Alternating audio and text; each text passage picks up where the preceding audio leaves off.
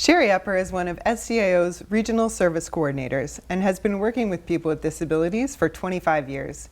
She now co-facilitates the Family Connections program and supports clients in York Region and Muskoka. Welcome, Sherry. Thank you for having me, Tori. So when you're supporting someone with an equipment goal, what does that look like? It looks like a number of factors. The first is establishing what equipment do they need. So typically we'll do that in consultation with their occupational therapist and physiotherapist. And then it's obtaining the quotes for the equipment to know how much we're looking for. And then it's determining what funding sources we can approach, because depending on the type of equipment and where you live is going to determine, in terms of my role, where I can look for funding for clients. And how long does that process typically take? Or what would be the range? The process really varies. It's not typically very quick unless it's applying to our own internal funding program. We have a very quick turnaround time for that program, but we are a funder of last resort. So some processes, a client I'm working with right now, we started her wheelchair funding application back in March, and I'm still so close to getting the last $313 that we need, but it's quite substantial because we've had to raise approximately $6,000 for her custom power wheelchair. And what would be the range of what some of the most important pieces of equipment cost? With the wheelchairs, it's going to depend on whether or not you have a manual or a power, and then also what adaptations or extra features you might need. So I believe with a manual wheelchair, there's a government portion that will be funded up to 75%, and so a non-government portion could be anywhere from $2,000 to $4,000.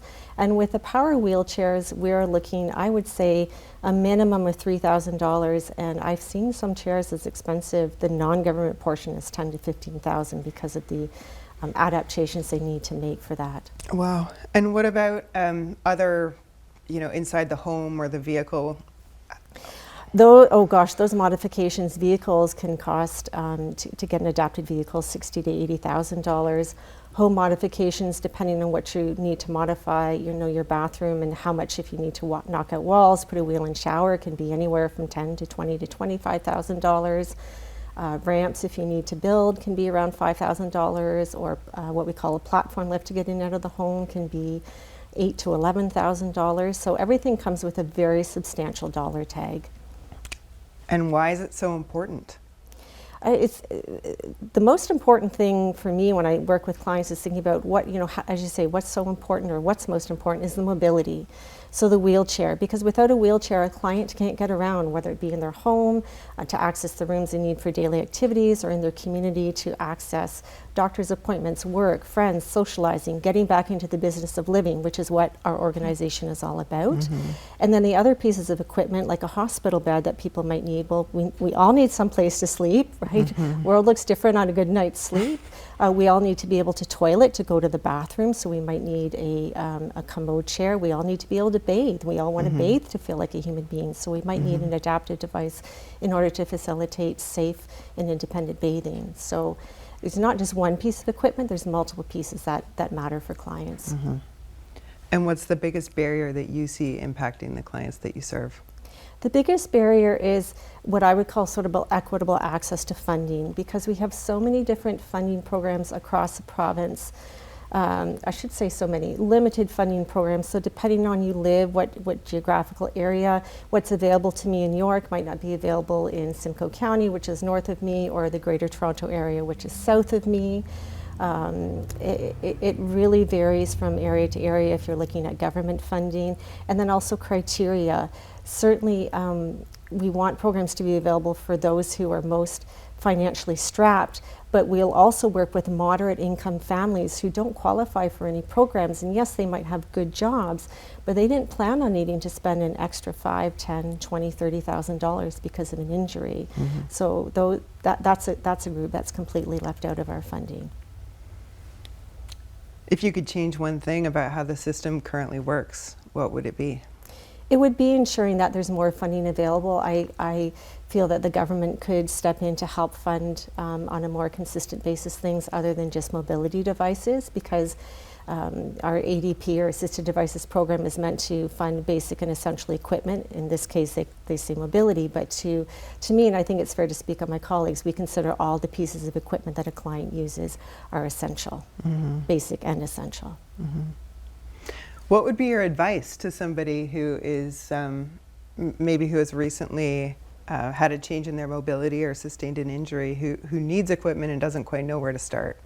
I would definitely encourage them to reach out to our organization and to connect with the regional services coordinator in their area, because they're going to know what funding programs are available and what they might be able to apply to and help navigate that. And sometimes we can also be creative depending on the equipment and locating donated equipment. There's a huge market out there for donated equipment and organizing that. So that's another way to help cut down the costs. Mm-hmm. What was one really successful creative solution that you were involved in recently that you could share?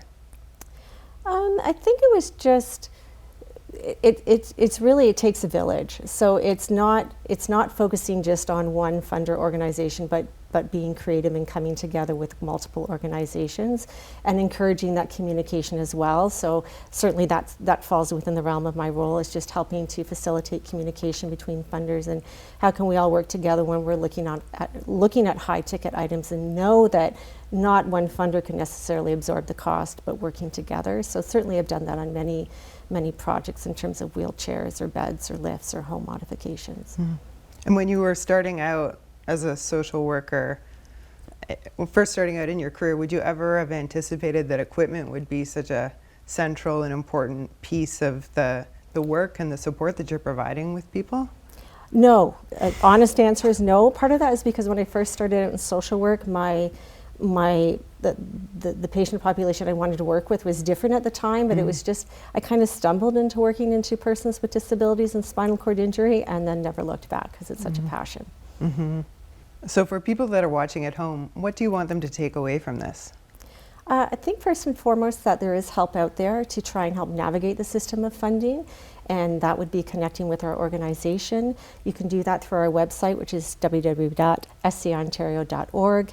And also that it's not completely hopeless. It may feel very overwhelming and insurmountable, but we can usually make a difference and help.